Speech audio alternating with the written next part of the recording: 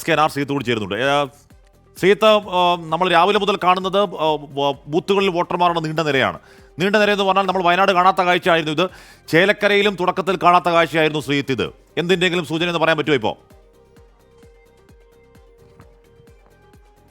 ഹാഷ്മി, രാവിലെ മുതൽ തന്നെ എല്ലാ പോളിംഗ് ബൂത്തിലും വലിയ തോതിലുള്ള ക്യൂ ആണുള്ളത്. ഇപ്പോൾ ഞാനുള്ളത് പറക്കുന്നം ഗവൺമെൻറ് LP സ്കൂളിലെ 34, 35 ബൂത്തുകളുള്ള കെട്ടിടത്തിലാണ്. ഇവിടെ 2 പോളിംഗ് ബൂത്തുകളിലും ക്യൂവിൽ ഏതാണ്ട് 50-ലേറെ ആളുകൾ വീതം ഉണ്ട്. അതായത് വലിയ തോതിലുള്ള ഒരു പോളിംഗ് ആവേശം രാവിലെ മുതൽ തന്നെ കാണാം.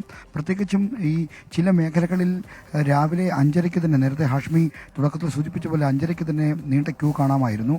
അത്തരത്തിൽ പോളിംഗിനുള്ള ആളുകൾ ഉപദേശകരമായി പ്രതികരിക്കുന്ന കാഴ്ചയാണ് ഈ പാലക്കാട്ട് കാണാൻ കഴിയുന്നത്. ചേലക്കരയിലും വയനാട്ടിലും പോളിംഗ് ശതമാനം കുറഞ്ഞെങ്കിലും അതേ ഒരു പ്രവണത പാലക്കാട്ട് ഉണ്ടാകുമെന്ന് തോന്നുന്നില്ല. കാരണം ശക്തമായ പ്രചരണം, വീറും വാശിയും ത്രികോണ മത്സരത്തിൻ്റെ പ്രചരണമാണ് ഇവിടെ നടന്നത്. അങ്ങനെ 28 ദിവസം നീണ്ട പ്രചാരണത്തിനൊടുവിൽ പരമാവധി ആളുകളെ പോളിംഗ് ബൂത്തിലേക്ക് എത്തിക്കാൻ രാഷ്ട്രീയ പാർട്ടികൾക്ക് കഴിഞ്ഞ് അക്കാര്യത്തിൽ അവർ പ്രത്യേകമായിട്ടുള്ള ശ്രമങ്ങൾ നടത്തുന്നുണ്ട്. ഞാനിപ്പോൾ ഉള്ള ബൂത്തിൽ തന്നെ ക്യൂ കഴിഞ്ഞ് പുറത്തേക്ക്, മതിലിന് പുറത്തേക്ക് ആളുകൾ പോകുന്ന സ്ഥിതിയുണ്ട്. കാരണം അത്രയ്ക്ക് വലിയ ഓരോ സ്ഥലത്തുമുണ്ട്. ഈ പറക്കുന്നം LP സ്കൂളിലെ 34-ാം നമ്പർ ബൂത്തിലാണ് CPIM കേന്ദ്ര കമ്മിറ്റി അംഗം AK ബാലനും ജില്ലാ കളക്ടർ ഡോക്ടർ S ചിത്രയും വോട്ട് ചെയ്യുന്നത്. ഇവിടെ ഈ 34-ാം നമ്പർ ബൂത്തിൽ ഒരു 5 മിനിറ്റ് വൈകിയാണ് പോളിംഗ് തുടങ്ങിയത്. മോക്ക് പോളിംഗ് സമയത്ത് വോട്ടിംഗ് യന്ത്രത്തിന് ചെറിയ തകരാറ് കാണിച്ചിട്ടുണ്ട്.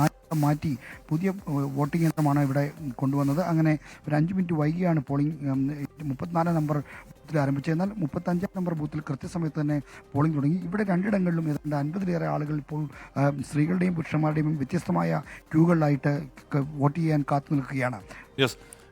ഒട്ടുമിക്ക എല്ലാ ബൂത്തുകളിലും വോട്ടർമാരുടെ നീണ്ട നിരയുണ്ട്. അത് നല്ല മനോഹരമായ സുന്ദരമായ ജനാധിപത്യ കാഴ്ചയാണ് ഉറപ്പായും പറയാം. അപ്പോൾ പരമാവധി പോളിംഗ് ശതമാനത്തിലേക്ക് ഉയരട്ടെ. വിജയകുമാർ തുടരുന്നുണ്ട്. വിജയകുമാർ, നേരത്തെ സൈൻ ചെയ്ത 88-ാം നമ്പർ ബൂത്തിൽ ആ VVPAT പ്രശ്നം എന്ത് പ്രശ്നമാണെന്നാണ് പറയുന്നത്? അതെപ്പോൾ പരിഹരിക്കാൻ കഴിയും? തുടക്കത്തിലെ സാങ്കേതിക തകരാർ കുറച്ച് സങ്കടം ഉണ്ടാക്കുന്നതാണ്. വിജയകുമാർ. ഹാഷ്മി, അതാണ് വളരെ ആവേശഭരിതരായി പാലക്കാട്ടെ വോട്ടർമാർ പോളിംഗ് ബൂത്തിലേക്ക് എത്തുകയാണ്. ജനാധിപത്യത്തിന്റെ ഉത്സവത്തിലെ ഏറ്റവും മനോഹരമായ കാഴ്ച എന്ന് നമ്മൾ എല്ലാ തവണയും പറയുന്ന ഈ വോട്ടർമാരുടെ നീണ്ട നിര. ഇത് ഈ 88-ാം നമ്പർ, 88, 89 2 ബൂത്തുകളാണുള്ളത്. അതിൽ 88-ലാണ് ഡോക്ടർ P സാറിന് വോട്ട് ചെയ്യേണ്ടത്. അവിടെയാണ് ഈ VVPAT മെഷീനിലെ ചെറിയ സാങ്കേതിക തകരാറ്, ഒരു തടസ്സം അവിടെ ഉണ്ടാക്കുന്നത്. സ്വാഭാവികമാണ്, നമുക്കറിയാം.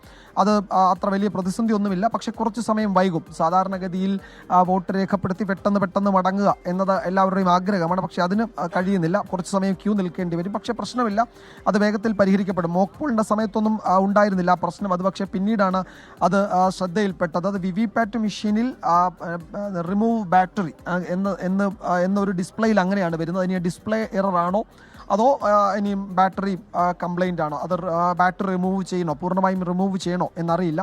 എന്നാലും അതിവിടെ ഉദ്യോഗസ്ഥർ പരിശോധിക്കുന്നുണ്ട്. അത് വേഗത്തിൽ പരിഹരിച്ച് ആ പ്രശ്നം പരിഹരിച്ച് ആളുകൾക്ക് വോട്ട് ചെയ്ത് മടങ്ങാൻ കഴിയും.